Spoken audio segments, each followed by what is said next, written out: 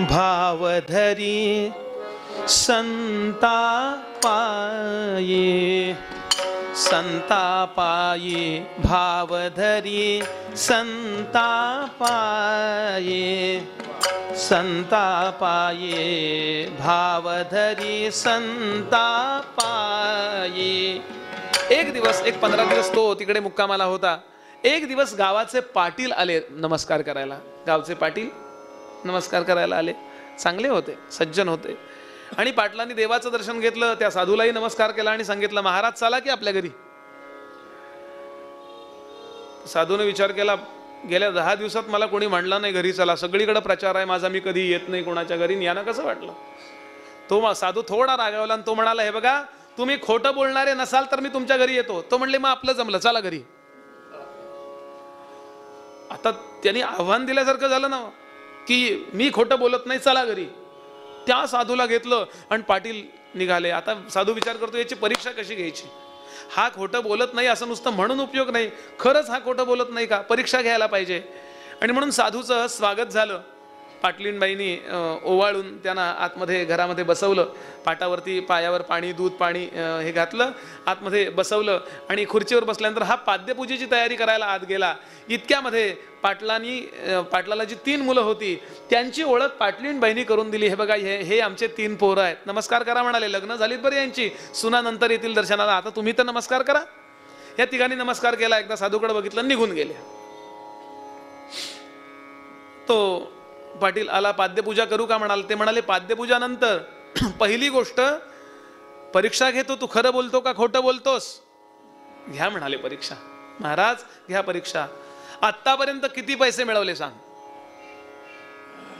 बायकोकडे पाहिलं त्याने आणि सांगितलं, कारभारने काम करतेस, आतमध्ये जा आणि कोपऱ्यामध्ये जे पडताळ आहे, कपाट आहे, त्यामध्ये वरच्या रकान्यामध्ये, वरच्या कप्प्यामध्ये काळ्या रंगाची एक वही आहे, तेवढी घेऊन ये. काळ्या रंगाचं कव्हर असलेली एक वही आहे, तेवढी घेऊन ये. डायरी म्हणतात अशी. ही जाऊन घेऊन आली. तो म्हणला, गुरुजी 5 मिनिटात सांगतो. आणि त्यानं 5-10 मिनिटात हिशोब केला. आणि खूप 30 वर्षापूर्वीची कथा आहे. तो म्हणाला, महाराज 10,577 रुपये आणि 40 पैसे एवढे मिळवले मी. संतापला साधू, झोळी घेऊन उठला. खोटं बोलतो? 3 मजली बंगला तुझा 10,577 रुपयात होतो? काशाला मला घरी आणलंस? सांगत होतो मी, तुला आशीर्वाद देतो, घरी नाही. तो म्हणला, महाराज तुम्ही मला प्रश्न काय विचारलाय? रागावू नका, तुम्ही प्रश्न काय विचारलाय? ते म्हणले, तू किती मिळवलंस? मग तेच सांगितलं. म्हणला, जेवढं चांगल्या कार्याला मी दान केलं, संतांच्या चरणी वाहिलं, अन्नदानामध्ये अर्पण केलं, गोरगरिबांना जो अडले जाकसले जाणावे समर्थ म्हणाले बहुतांच्या कार्यास यावे, जेवढं म्हणून मी चांगल्या कार्याला वाहिलं तेवढंच मी मिळवलं असं समजतो. हे काय बरोबर नाही येणार आहे. मग ते मिळवलं कसं समजायचं? म्हणून मी तो हिशोब सांगितला. गुरुजी चुकलो का मी? साधू म्हणला, इसके बात में कुछ दम है. पण तरी का? साधू म्हणला, अजून दुसरा प्रश्न, दुसरा महत्वाचा प्रश्न, तुम्हाला मुलं किती? तो म्हणला, महाराज पटकन 1 मुलगा आहे मला. हे कसं काय सिद्ध कर? मगाशी तू मगाच्या मुद्द्यात दम होता, त्यामुळे आता साधू विचारतो. 3 मुलांची मगाशी ओळख करून दिली तुझ्या बायकोनी, 1 मुलगा कसा? पुत्र किती, मुलं किती? तो म्हणले, पुत्र म्हणून, मुलगा म्हणून ज्याला म्हणतात या व्याख्यात बसणारा एकच आहे. कसं? बघा म्हणाले. थोरल्या लाक मारली, इकडे ये. त्यानं दार उघडून सांगितलं, आय हॅव नो टाइम. दुसऱ्याला विचारलं, तो म्हणला, बाबा प्रत्येक वेळेला त्याला हाक मारता आणि तो नाही म्हणला की तुम्ही मलाच हाक मारता, मला सुद्धा वेळ असतो काय? वेळ नाहीये. तिसऱ्याचा समजा राघव नाव होतं म्हणून काहीतरी हाक, आता काहीतरी ठरवायला पाहिजे ना. राघव अशी हाक मारली रा म्हणेपर्यंत आणि घ आणि व म्हणेपर्यंत तो समोर येऊन उभा राहिला होता हात जोडून. बाबा काय काम आहे? काय काम आहे? साधूकडे बघितलं पाटलांनी आणि सांगितलं, हा पुत्र व्याख्येत बसणार आहे. बाकीचे पुत्र या नात्यात आहेत, पण नात्यातले असले तरी ना त्यातले आहेत. ते माझे घेणेकरी आहेत. नीट ऐका, गंभीर मुद्दा आहे. घेणेकरी, मी त्यांचं काहीतरी देणं लागतो आणि म्हणून ते या नात्याने आलेले आहेत. हा मात्र माझा खऱ्या अर्थाने पुत्र व्याख्येत बसणार आहे. अहो, आई बापा माझ्या मी अमरावतीला अनेकदा कीर्तनाला जातो, एक संत राहतात तिकडे, तिथे जवळच एक संस्थान आहे अंजनगाव सुरुची म्हणून. कुणी असेल मराठवाड्यात विदर्भातलं तर त्यांना कळेल, अंजनगाव सुरुची. तिकडे एक मनोहरनाथ महाराज म्हणून होऊन गेले, अप्रतिम कीर्तन करायचे, गोड कीर्तन अगदी. संतच होते, अधिकारीच होते, नुसतं कीर्तनकार नव्हते, खूपच अधिकारी होते. त्यांच्याकडे जर कुणी गेलं आणि सांगायला लागलं माझ्या पोराला एवढे मार्क आहेत, माझ्या पोराला एवढे मार्क आहेत, फार अप्रतिम बोलायचे. ते म्हणायचे माय तुझ्या पोराला मार्क किती आहेत नको सांगू. त्यांच्या त्या टिपिकल त्या भाषेत बोलायचे. तुझ्या पोराला गुण किती पडले, कितवीत आहे तो ते नको सांगू. तू तुझ्या नवऱ्यानं हाक मारल्यावर कितव्या हाकेला पोरग ओ देतं ग, असं म्हणायचे. संत मुळातून विचार करतात. मुद्दा सांगायचा आहे मला हा, की दुसऱ्या प्रश्नाचं उत्तर एकच मुलगा आहे. साधू म्हणाला आहे बा, आहे, मनुष्य विचारी आहे. तिसरा प्रश्न, तुमच्या दोघांचं वय किती म्हणाले. नवरा बायकोकडे तुमच्या दोघांचं वय किती, तर म्हणाले आमचं वय 5 वर्षाचं आहे. अहो 60चे दिसत आहे, 50-60चे दिसत आहे, 5 वर्ष वय कसं. ते म्हणले हे बघा आमचं साधारण 20व्या वर्षी लग्न झालं, आता आम्ही 50चे आहोत, उदाहरणार्थ 50चे आम्ही आहोत. ज्या दिवशी आमचं लग्न झालं त्या लग्नाच्या रात्री काही घरामध्ये गोंधळ आयोजित केला जातो बघा, गोंधळ आयोजित केला जातो. कुळधर्म कुळाचार म्हणून गोंधळ असतो. आणि बरं का ही मी गोष्ट आपल्याला निरोप म्हणून सांगतो, आपण कितीही महान व्हा, कितीही मोठे व्हा, कुळधर्म कुळाचार सोडू नका. बघा प्रपंचामध्ये पिढ्यानपिढ्या कसा आनंद मावतोय, आनंद असा खूप भरून वाहतो. त्या रात्री आमच्याकडे गोंधळ नाही. आमच्या पाटील घराण्यामध्ये कीर्तन ठेवायची पद्धत आहे, वारकरी कीर्तन अजूनही आहे बरं. आम्ही गोव्याला जातो, गोव्याला अनेक घरामध्ये लग्नाच्या वेळेला कीर्तन, गुरुजी साक्षीला आहेत. गोमंतकीय लोकांनी जी कीर्तनाची परंपरा टिकवली ती पूर्ण भारतात कुठेही नाही. सॉरी फॉर म्हणजे स्पष्ट बोलण्याबद्दल क्षमा करा. मला आवाहन करावं लागतं कीर्तनाला, या या या, मग एवढी गर्दी. गोमंतकामध्ये कुठलाही बुवा कीर्तनाला उभा राहो, कीर्तनकाराच्या योग्यतेचा काही प्रश्न नाही, कीर्तनाच्या गादीचाच सन्मान आहे. आज सुद्धा हजारो रुपये बिदागी देऊन ज्यांची तारीख मिळणार नाही त्यांना एक फक्त फोन केला की अशी अशी पेटी वादकाची अडचण आली आहे, लगेच उपलब्ध झाले. हा कशाचा परिणाम गृहीत धराल आपण. त्यांच्या अंतःकरणामध्ये असणारी कीर्तनाची भक्ती ही मूळ गोव्यातली आहे. गोव्याचे बोरीचे आहेत ते, बोरीच्या नवदुर्गा मातेची विशेष कृपा आहे. मी त्यांच्या निमित्ताने आपल्यासमोर मुद्दा मांडतोय तो महत्वाचा, कीर्तनावरचं प्रेम. हा आणि गुरुजी पहिल्यांदा जेव्हा भेट झाली तेव्हा म्हणाले आम्ही कीर्तनकार बघत नाही बरं, कुणीही उभा राहिला तरी नवदुर्गा मातेच्या समोर कीर्तनाच्या साथीला बसतो. सांगा बरं काय असेल, केवढं पुण्य असेल. आमच्याकडे कीर्तनाची परंपरा होती म्हणाले ते पाटील सांगतायत. मग त्या रात्री वारकऱ्याने कीर्तन केलंय का, 10-15 वारकरी मागे टाळाला उभे होते आणि त्या वारकऱ्याने एक मुद्दा सांगितला, जेवढा वेळ तुमचा भगवत सेवेत गेला, जेवढा वेळ संतांच्या जवळ गेला, तेवढेच तुम्ही जगत असता, बाकीचे तुम्ही मरत असता. आयुष्य काउंट करायचं असेल तर चांगल्या कार्याला किती वेळ व्हायला बघा, असा मुद्दा सांगितला. अर्थात आम्ही दोघं फिरायला गेलो नव्हतो. लग्नाचा पहिला दिवस म्हणून कुठेतरी गेलो, सिंगापूरला गेलो नव्हतो, अमेरिकेला गेलो नव्हतो, गोव्याला गेलो नव्हतो, आंबोलीला गेलो नव्हतो, मातीत गेलो. सगळं जीवन पडलंय सुखाच्या उपभोगाला. हो कसलं मोहित व्हायचंय, पूर्ण जीवन पडलंय. कीर्तनाला बसलो होतो दोघं समोर, लक्ष्मीनारायण समोर असे बसवायचे आणि त्यांच्या समोर कीर्तन.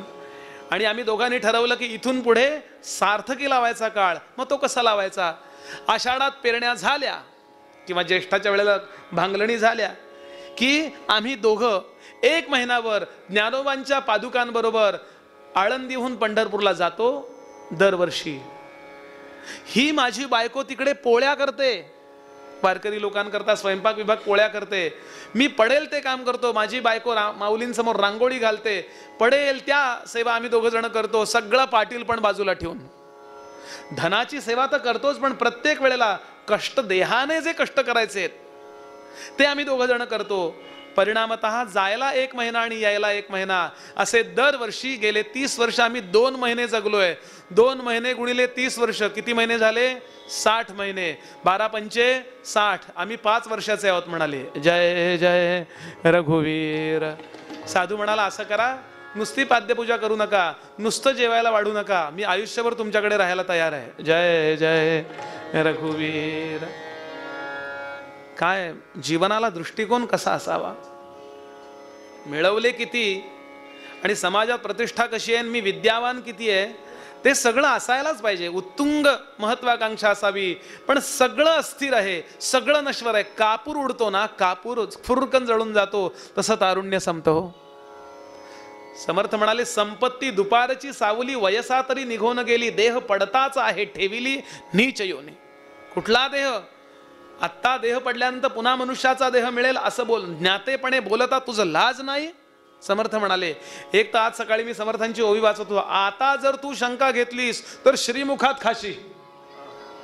काय गुरु आहे ना, असा गुरु पाहिजे हो. जय जय. हा, नाही तर तुम्ही मला पाकिट द्यावं आणि तुम्ही मला चांगलं म्हणावं. नाही, बरोबर आहे, बरं संध्या नाही करत ना, अजिबात करू नको, फक्त गुरुपौर्णिमेचं पाकिट वाढव, 500चे 1000 कर, सद्गुरुनाथ. हा, ह्याला नाही गुरु म्हणायचं. म्हणून ज्या संगतीनं आपल्याला आत्ता जे मी बोललो ही धारणा पक्की होते, त्या संगतीला विद्या संगती म्हणतात. थोडं लांबलं, क्षमा करा, पण काही काही धारणा पक्क्या होण्याकरता मी या गोष्टी समोर ठेवत असतो. या विद्या संगतीत सुद्धा 2 प्रकार आहेत, एक विद्या बहिःसंग आणि एक विद्या अंतःसंग. आत चित्तामध्ये काय काय भावना असाव्यात, तो विद्या अंतःसंग. आणि बाहेर देहाची संगती जी होते ती कशा कशाची होते, ज्याची ज्याची होते तो विद्या बहिःसंग. त्यामध्ये संप्रदाय आहे, मठ आहे, माळा आहेत, भस्माचे गोळे आहेत, संप्रदायाचं लिटरेचर आहे, हा सगळा विद्या बहिःसंग आहे. हा बाहेरचा संघ आहे. अर्थात तिथेही शरण जाताना विचारच करावा. पाणी पिना छान के गुरु करना पहचान के. प्रत्येक गोष्ट विवेकाने करावी. शरण जाताना 100 वेळा विचार करा, 100 वेळा, नाही तर फसला जर तर हाही जन्म वाया जातो. आज असे लोक आहेत, अनुग्रह घेतला आणि नंतर कळलं हे संत नाहीत. आता दुसरा अनुग्रह घ्यायला मन तयार होत नाही, असा कसा घ्यायचा, आणि हा संत नाही कळल्यामुळे श्रद्धा नाही. इदंच नास्ती परन्न लभ्यते, अशी त्या त्रिशंकू सारखी स्थिती होऊ नये असं वाटत असेल तर फार महत्वाचा मुद्दा आहे. शरण जाण्यापूर्वी संत लक्षण ऐकून घ्या. त्याला जाऊन सांगू नका तुम्ही असे नाही आहात, हा, तो काही अधिकार आपल्याला नाही. शरण जायचं का नाही असं ठरवता येईल. आणि म्हणून संतांची सगळी लक्षणं आतमध्ये एकदम पक्की असावीत. आणि एक मुद्दा सांगू, ऐकण्यावर विश्वास ठेवू नका, स्वतःची म्हणून असलेली बुद्धिमत्ता वापरा. नाही, ते त्यांच्याबद्दल असं म्हणत होते, त्यांना काय माहिती. म्हणून समर्थ काय म्हणतात, किंवा मी काल सुभाषित सांगितलं होतं, त्या सुभाषितापासून आरंभ करतो. म्हणजे आरंभ करायला 8:15 झालेत मुद्द्याला, पण आवश्यकही आहे ते. अंतःकृतांताः बहिरेव शांताः संतः कलौ सन्ति न किंकियन्ताम् कांताद्रुगंता न विशन्ति येषाम् स्वान्ते नितान्तं क्वनुते महान्तः सब संतन की. विनंती करतो, थोडं पुढे सरकून बसाल का, गर्दी थोडी वाढली आहे आणि अजिबात बसायला जागा नाही आहे. पुढे मात्र जागा भरपूर शिल्लक आहे. तुम्ही व्यवस्थित बसा. दोन्ही बाजूला पुढे सरकून घ्या. गंमत करू का, सरकल्यासारखं करू नका, नुसतं असं.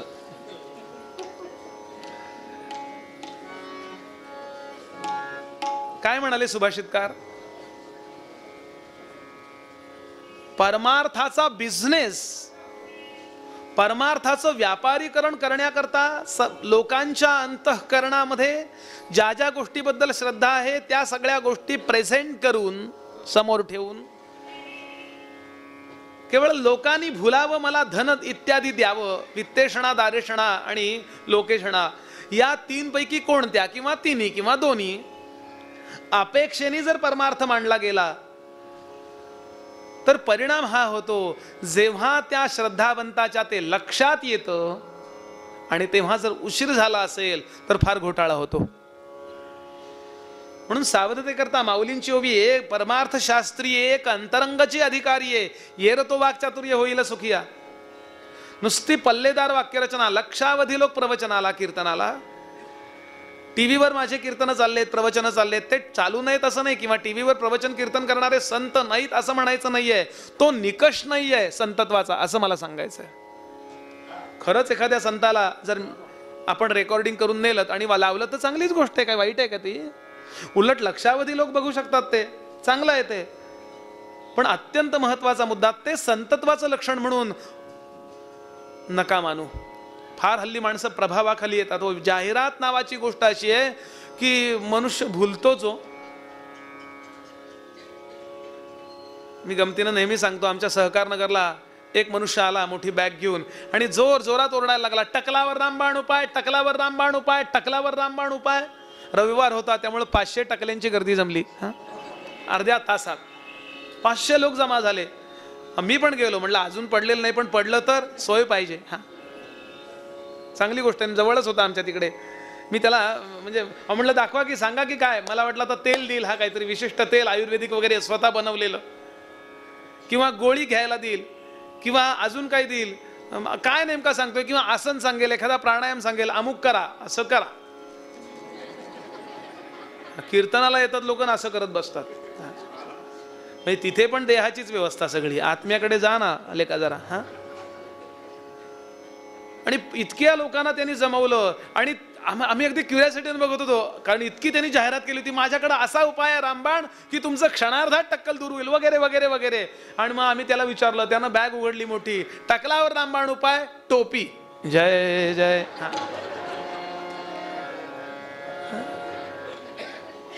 कोणत्याही प्रकारे बहिरंगाला किंवा जाहिरातीला भुलून शरण जाऊ नका. समर्थ हे संत म्हणाले, किंवा आता सुभाषित सांगतोय मी ते असं आहे, अंतःकृतांता आतमध्ये काळासारखे आणि बहिरेव शांता. संत कलौ संती नकिंकियंताम. मग कशाला म्हणायचं संत? कांता दृगंतान विशंती येषाम स्वांते नितांतं क्वनुते महांता. गोपाल कृष्ण भगवान की. दोन गोष्टीचा पहिला निकष लावावा शरण जाण्यापूर्वी. दोन गोष्टीचा निकष लावावा. पहिली गोष्ट, अगदी जणू या सुभाषितावरच आमच्या वामन पंडितांनी वामनी केली आहे. अप्रतिम आहेत बरं वामन पंडित, असामान्य आहेत, असामान्य. वामन पंडित, मोरोपंत, ही सगळी मंडळी अशी आहेत. आणि यांचे गावं पण चांगली आहेत बरं का. वामन पंडित मूळचे सातारचे आहेत, मोरोपंत मूळचे बारामतीचे आहेत. म्हणजे बारामतीला बारामती का म्हणायचं याची सुद्धा त्यांची आर्य आहे. बा राम तीत म्हणून, तीत म्हणजे त्या नगरीत मस्त रामाचं मंदिर आहे, जाऊन या. भगवान शंकरांचं इतकं अप्रतिम मंदिर आहे बारामतीश्वराचं. आणि त्याच्या समोरचा नंदी फारच अगदी चकचकीत आहे. जय जय रघुवीर. नंदी पण बघायला खूप चांगला नंदी. मी गंमत नाही करते, खरंच सांगतोय मी आपल्याला. तुम्हाला कोण डोक्यात आलं? जय जय. ती नत सोडून देऊ. वामन पंडित म्हणाले, प्लीज बी सिरियस, गांभीर्याचा मुद्दा आहे. भांगार कांता. भांगार म्हणजे सोनं, म्हणजे धन. भांगार कांता द्वय कातराया. कात्रीची दोन पाती आहेत म्हणाले. कोण? स्त्री आणि धन. कंतान विशंती येषाम स्वांते नितांतं क्वनुते महांता. गोपाल कृष्ण भगवान की. दोन गोष्टीचा पहिला निकष लावावा शरण जाण्यापूर्वी. दोन गोष्टीचा निकष लावावा. पहिली गोष्ट, अगदी जणू या सुभाषितावरच आमच्या वामन पंडितांनी वामनी केली आहे. अप्रतिम आहेत बरं वामन पंडित, असामान्य आहेत, असामान्य. वामन पंडित, मोरोपंत, ही सगळी मंडळी अशी आहेत. आणि यांचे गावं पण चांगली आहेत बरं का. वामन पंडित मूळचे सातारचे आहेत, मोरोपंत मूळचे बारामतीचे आहेत. म्हणजे बारामतीला बारामती का म्हणायचं याची सुद्धा त्यांची आर्य आहे. बा राम तीत म्हणून, तीत म्हणजे त्या नगरीत मस्त रामाचं मंदिर आहे, जाऊन या. भगवान शंकरांचं इतकं अप्रतिम मंदिर आहे बारामतीश्वराचं. आणि त्याच्या समोरचा नंदी फारच अगदी चकचकीत आहे. जय जय रघुवीर. नंदी पण बघायला खूप चांगला नंदी. मी गंमत नाही करते, खरंच सांगतोय मी आपल्याला. तुम्हाला कोण डोक्यात आलं? जय जय. हा, ती नथ सोडून देऊ. वामन पंडित म्हणाले प्लीज बी सिरियस, गांभीर्याचा मुद्दा आहे. भांगार कांता. भांगार म्हणजे सोनं, म्हणजे धन. भांगार कांता द्वय कातराया. कात्रीची दोन पाती आहेत म्हणाले. कोण? स्त्री आणि धन. भांगार कांता द्वय कातराया. कोणी तयार केलं असतं ना? Made in Japan, made in India, made in China, made in Korea. हे कुठं केल्या विधीने? ब्रह्मदेवानी बनवल्या. कशाला? नर कातराया. नर कातराया, नराला कापण्याकरता. कर्कन. भांगार कांता द्वय कातराया. बुवांची चाल. केल्या विधीने नर कातराया. मग पुढं काय? जो सापडेना नर कातराया. चारी ठिकाणी कातरायाच वापरलंय. भांगार कांता द्वय कातराया. कात्र्या या, कात्रेचे दोन पाती. केल्या विधीने नर कातराया, कातरण्याकरता. पण जो सापडेना नर कातराया, या कात्रीत जो सापडत नाही तो योग्य होतो नरका तराया. जय जय रघुवीर. दोन गोष्टी. पहिली महत्वाची गोष्ट काम. स्त्री हे त्याचं रूप म्हणून ठेवलंय. एखादी स्त्री संत झाली तर तिकडे काय? पुरुष. काम. आणि दुसरं लोभ. तुम्ही म्हणाल बघ क्रोध नाही का? नाही, कामाचा परिणाम क्रोध आहे. क्रोधाला स्वतःचं स्वरूपच नाही ना काही. क्रोध काय येतो? काम नाही झालं म्हणून क्रोध येतो. क्रोधाला स्वतःची काहीच अक्कल नाही आहे म्हणून क्रोधी माणसाला सुद्धा जय जय. काहीतरी कारणाने आपण रागावतो. उगाच कारण नसताना भडकले असा मनुष्य नाही असं. पण दोन, लोभ आणि काम, या दोन कात्र्या आहेत म्हणाले वामन पंडित सांगतात. यामध्ये जो सापडत नाही, पहिलं लक्षण तो संत म्हणून. आता इथून पुढे पुढची लक्षण नंतर बघा. पहिलं लक्षण हे बघा शरण जाताना की हा दोन गोष्टीत अडकलेला नाही ना. जा तुकोबांकडे. अशी हे आहे की मंबाजी बुवा नावाचा एक बुवा होऊन गेला चिंचवडला. त्याला तुकोबांचं मोठेपण नाही झालं सहन. म्हणून एक वारांगना होती तिकडे त्या भागामध्ये, प्रसिद्ध होती, अतिशय सुंदर होती. म्हणजे चांगल्या माणसाचा पाय घसरेल असं तिचं रूप होतं. सज्जन माणसाचा सुद्धा असं तिचं रूप होतं. तिला या मंबाजी बुवाने काय मॅनेज केलं म्हणा. जय जय. हल्लीचा शब्द वापरायला नको का? तिला सांगितलं एवढे पैसे तुला दिले जातील, एकच काम करायचं, तुकोबांची काढून ये. तुकोबांकडे जा आणि त्यांना भ्रष्ट कर. काहीतरी युक्ती कर आणि मला सगळ्यांना सांगाय मी खरा संत आहे हे मला सुचव. हे करायचंय. जाशील? ती म्हणाली मला पैशाची कर्तव्य, मला बाकीचं काय करायचंय. आणि म्हणून ती गेली. खूप तयार होऊन गेली. तुकोबांकडची आधी माहिती काढली. कसे आहेत ते? म्हणले कीर्तनकार बुवा आहेत. मग म्हणले कामच झाला, खूप बुवा पाहिलेत म्हणले मी. जय जय. हे मूळ ह्याच्यातलं सांगतोय बरं, मूळ ह्याच्यातलं इतिहासातलं. आणि ती गेली म्हणे. आणि तुकोबा आमचे ओसरीमध्ये बसले होते. ओसरी नेमके घरी होते, भंडाऱ्यावर नव्हते, त्यांच्या भाग्यानी किंवा तिच्या दुर्दैवानी म्हणा. आणि पांडुरंग ध्यानी पांडुरंग मनी, पांडुरंग ध्यानी हो पांडुरंग मनी. म्हणा डोळ्यासमोर. तुकोबा नाही येतो, विष्णुपंत बागनी डोळ्यासमोर येतात. पांडुरंग ध्यानी हो पांडुरंग मनी, जागृती स्वप्नी पांडुरंग, जागृती स्वप्नी पांडुरंग. पांडुरंग पांडुरंग ध्यानी हो पांडुरंग.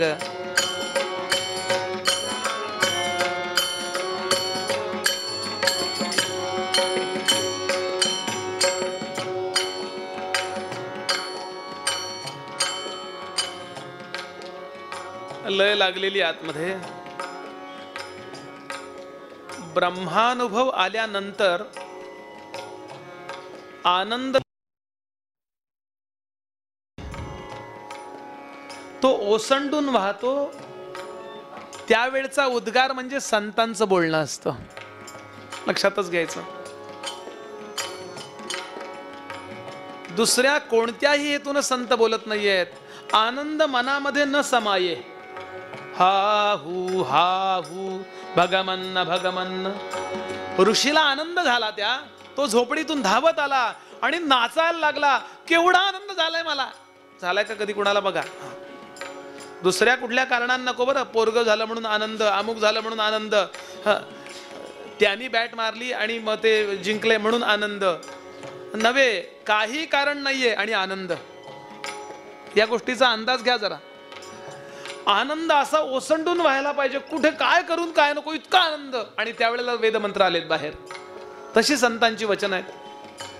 पांडुरंग ध्यानी हो पांडुरंग मनी हो पांडुरंग ध्यानी. आणि ही सुंदराबाई नावाची वारांगना, अतिशय सुंदर, आखीव रेखीव अमुक तमुक काय म्हणतात ते सगळं, ही समोर जाऊन पोहोचली आणि नमस्कार केला. आता बघणार कोण डोळे उघडून. डोळे उघडायला नको, दिसल्याशिवाय तिनं नमस्कार असं म्हटलं, पण ते कानावर गेलं नाही, कारण कानात नव्हतेच. कानातून, डोळ्यातून, त्वचेतून सगळ्या वृत्ती आतमध्ये अंतःकरणातून भगवंतापर्यंत गेलेल्या. रिबाउंड असतो ना तो असा. नाही तर आम्हाला डोळ्यातून बाहेरचं बघू, कानातनं बाहेरचं ऐकू, हेच वाटतं. कुठेतरी आतमध्ये या सगळ्या वृत्ती शांत बघा ठेवाव्यात. आणि जिथे आपल्या शरीरात भगवंत आहे ना, कुठेतरी आपल्यामध्येच आहे ना, सर्वांगी व्यापून असला तरी क्लिक होण्याची एक जागा आहे. सगळा जरी कॅमेरा असला ना फोटो काढण्याचा, तरी क्लिक करण्याची एक जागा असते, फोटो निघण्याची एक जागा असते, फोटो थांबण्याची एक जागा असते, सेलची एक जागा असते, रोलची एक जागा असते. ती क्लिकची जागा आतमध्ये कुठेतरी आहे. नाही वाटत हो सहसा. केव्हा तरी शांत बसावं आणि हे आतमधला भगवंत अनुभवावा असं वाटायला पण भाग्य लागतं. ही जाऊन पोहोचली. शेवटी म्हणे तिने गुडघ्यानं स्पर्श केला त्यांच्या. तिला वाटलं बहुतेक आपल्या गुडघ्यात जसे मेंदू आहेत, जय जय, हा, आणि स्पर्श केला. तुकोबाने डोळे उघडले. हो, अजिबात मागं बिगं सरकले नाहीत, काय असं काही गेलं नाही, एकदम बॅलन्स. मला इथे कथा आठवतीये. भगवान विष्णूंनी एकदा परीक्षा बघायचं ठरवलं. तर फार छान कथा आहे बरं. परीक्षा बघायचं ठरवलं आणि म्हणून 3 ऋषींना वरती बोलवलं. एक पर्वत नावाचे मुनी, एक कर्दम नावाचे मुनी आणि एक कुतुक नावाचे मुनी. 3 ऋषी जाऊन पोचले. बसा म्हणे. आणि त्या तिघांकरता रंभेचा एक नृत्याचा आविष्कार, म्हणजे डान्सचा एक प्रोग्राम त्यांनी अरेंज केला. त्या डान्सचं नाव आहे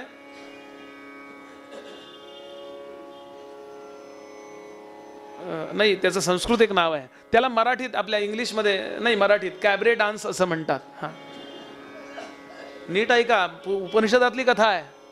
काय करायचं त्या नाचणारी जी स्त्री असेल, नाचता नाचता आपल्या अंगावरचं एक एक वस्त्र उतरवून टाकायचं. सुंदर नृत्याचा आविष्कार दाखवायचा. आठवेल नाव, त्या नृत्याचं नाव दिलंय उपनिषदाने. आणि या तिघांना ऋषींना पर्वतानी ते बघितलं, एक एक ती वस्त्र काढतीये आणि डोळेच झाकून घेतले. कर्दम ऋषी निघून गेले. कुतुक ऋषी मात्र शांतपणानं नृत्य पाहत राहिले. सगळी वस्त्र संपली अंगावर काढायची आणि नाचत राहिली. हे शांत बघत राहिले आणि नृत्य आटोपल्यानंतर तिने नमस्कार केला ऋषींना आणि विचारलं, महाराज कसा वाटला माझा डान्स? ते म्हणाले, अजून 5 वस्त्र काढायची राहिली का?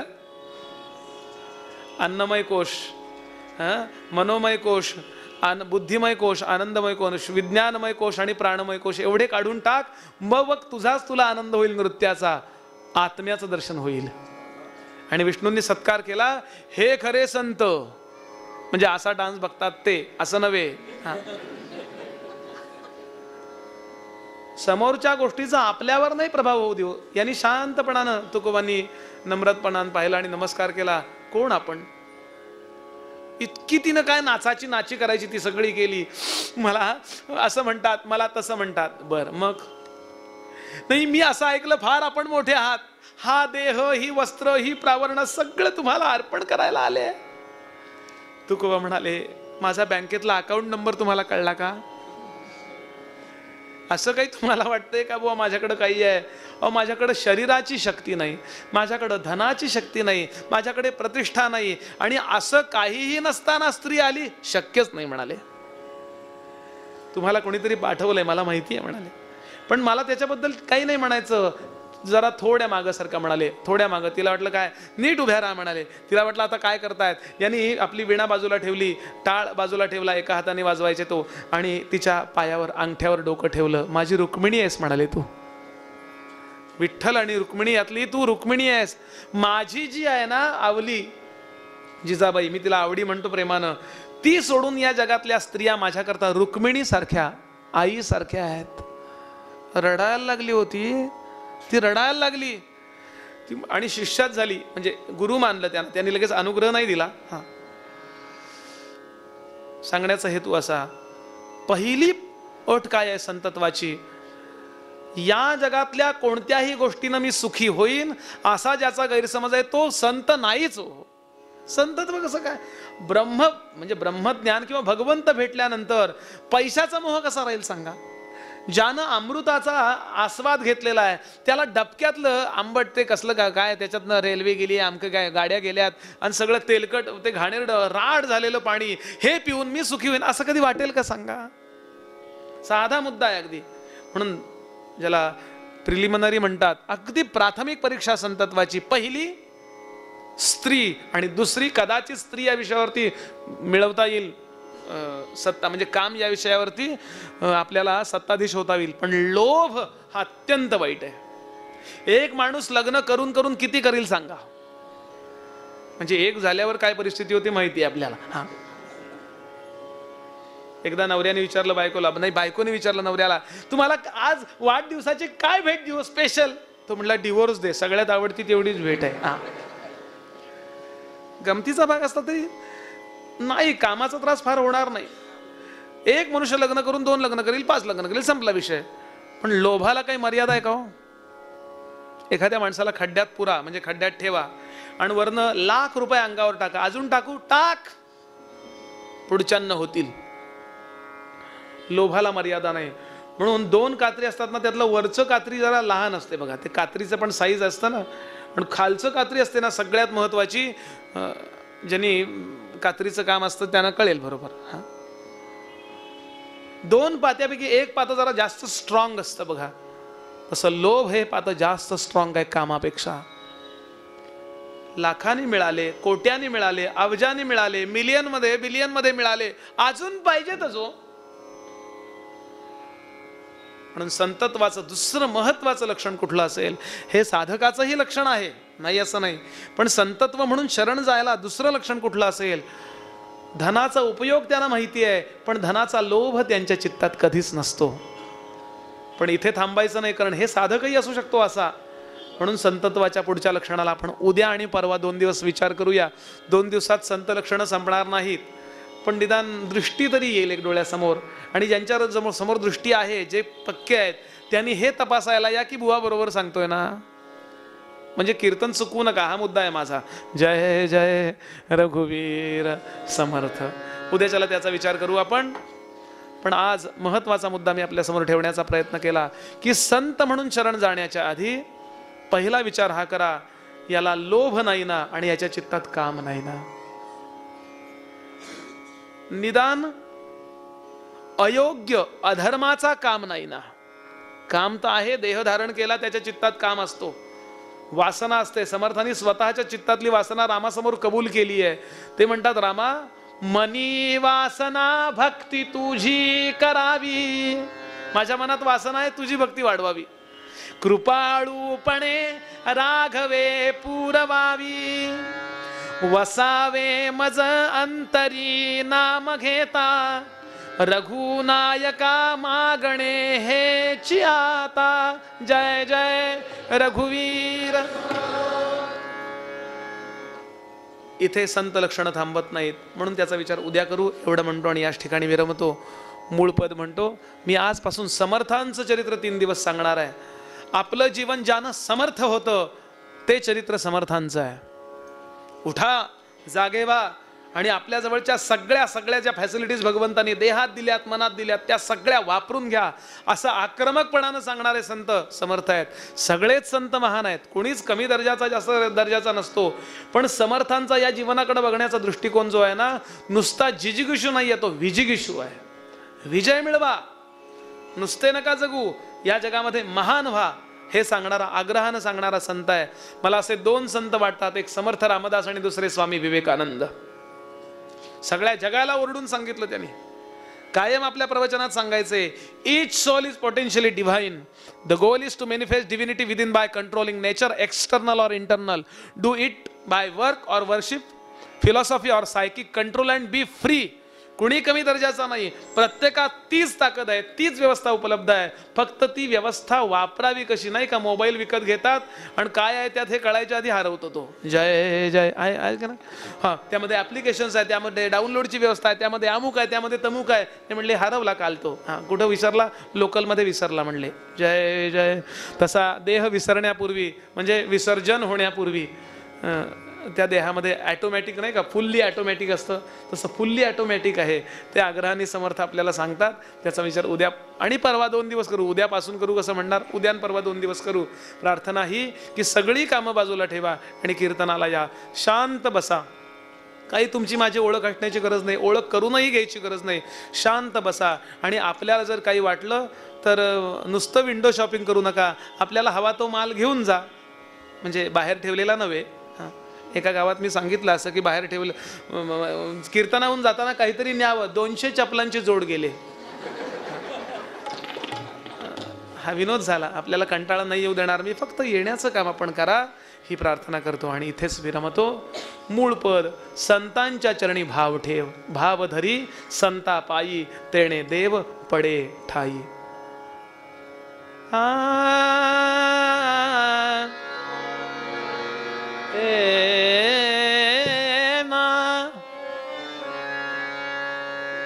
भावधरी संता पायी पायी, भावधरी संता पायी पायी, भावधरी संता पायी पायी, भावधरी संता.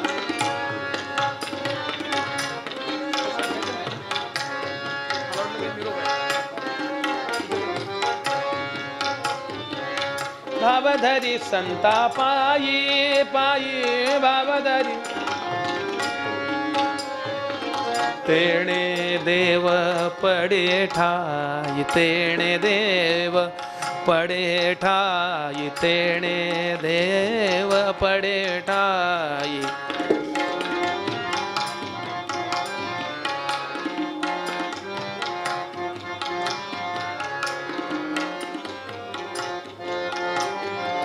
तेणे देव पडे ठाई, भावधरी संता पायी पायी, भावधरी.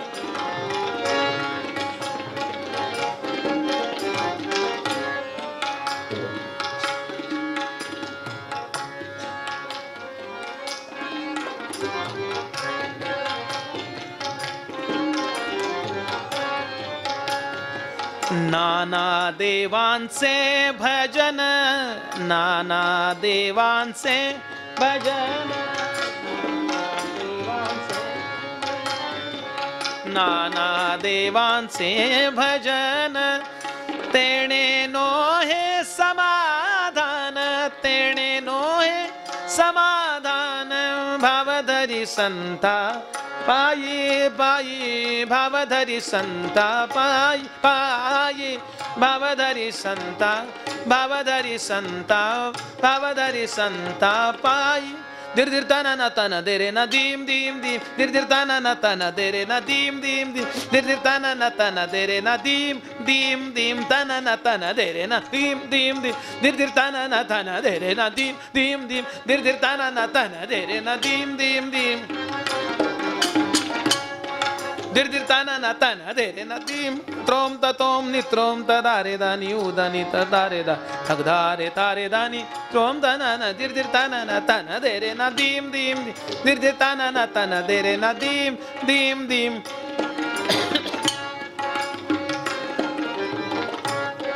नादिर दीम दित्रोम तनाना नादिर दीम दित्रोम तनाना दित्रोम तनाना नादिर दीम दित्रोम तनाना तानाना तानाना ताना तानाना तानाना तानाना तानाना तानाना तानाना ताना तानाना तानाना तानाना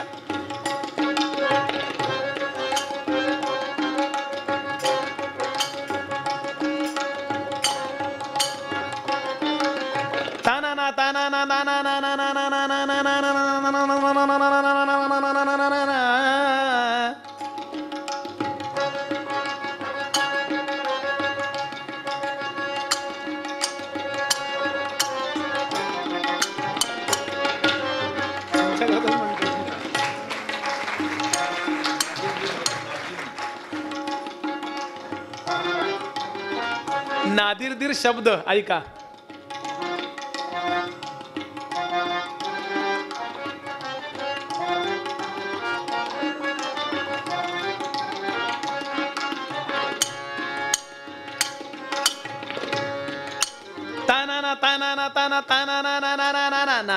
नादिर दीम दित्रोम ताना नादिर दीम दिकिटा तिकिटा तक दिक दिक ताना तक धिलांग धीर किट गधि गण नित्रोम ताना दिर ताना ताना देरे ना दीम दीम दिर ताना ताना देरे ना दीम दीम दिर ताना ताना देरे ना दीम दीम दिर ताना ताना देरे ना दीम देरे ना दीम देरे ना दीम देरे ना दीम देरे ना दीम देरे ना दीम देरे ना दीम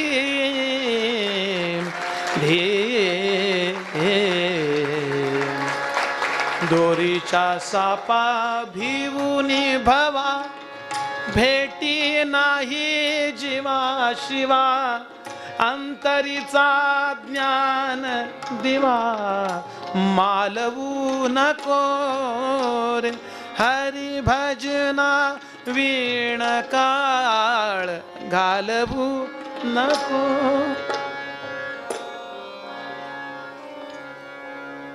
मस्तपैकी मध्यंतरात पक्वान्न परत ताक भात. आधी वरण भात झाला, पक्वान्न परत ताक भात. पक्वान्न म्हणलो तर कुठलं आहे? अमृत नाही प्यालो आपण, पण बासुंदी माहिती आहे.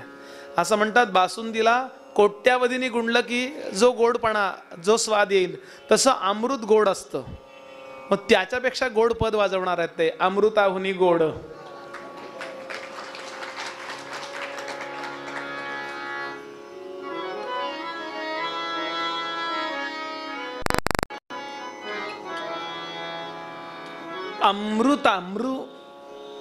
तो बरोबर अमृताहुनी, नाहीतर अमृताहुनी होतं. अमृता बरोबर. तो मृ सुद्धा कसा वाजवतात गुरुजी बघा. एक बार तालिया.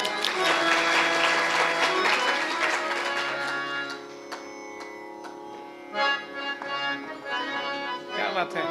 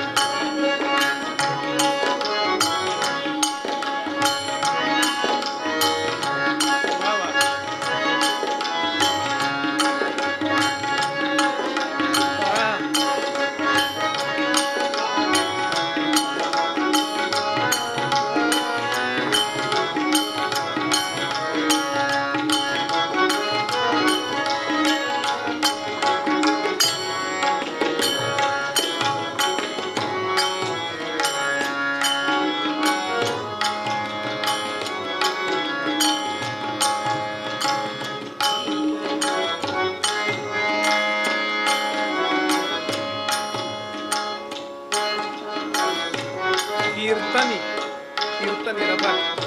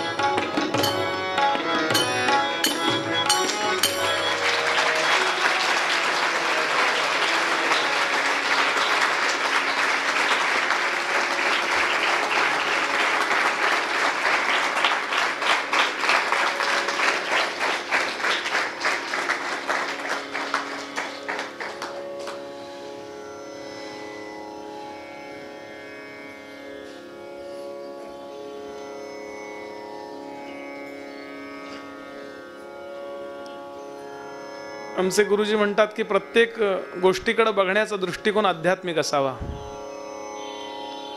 आता आपण सगळे ऐकत होतो, आनंद घेत होतो, तेव्हा एक विचार मनात आला, ठेवतो. या जगात मनुष्य जेवढा मोठा होत जातो ना,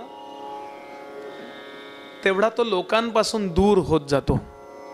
त्याला फोन करणं, अपॉइंटमेंट, कला तर त्याची टीव्हीवर किंवा तिकडेच ऐकायला मिळते. जेवढा मनुष्य मोठा तेवढा तो लांब लांब. आणि सामान्य माणसं आपण एकमेकांना मिसळतो. हे जगातलं लक्षण आहे बघा. अपॉइंटमेंट मिळत नाही, बाकी तर सोडूनच द्या. पक्षातल्या लोकांना अपॉइंटमेंट मिळत नाही.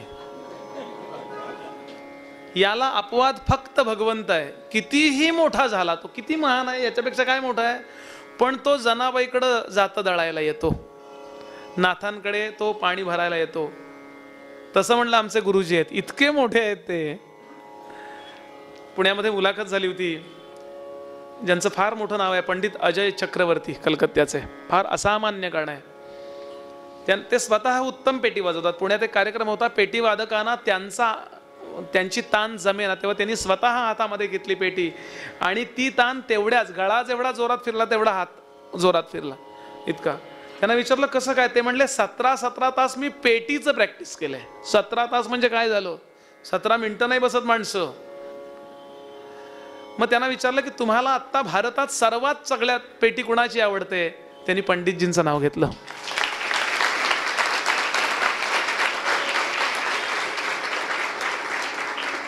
इतकी महान व्यक्ती असून सुद्धा तुम्हाला मला ऐकवायला इथे गुरुजी आले, यात त्यांचा किती मोठेपणा आहे त्याच्याकरता मी नाही बोलत काही जास्त.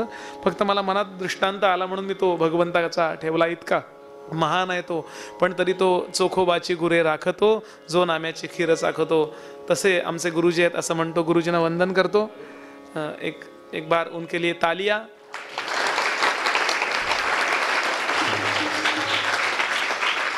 मला अगदी असं नाही जमणार, सारे गम असं नाही जमणार, पण जरा मजा.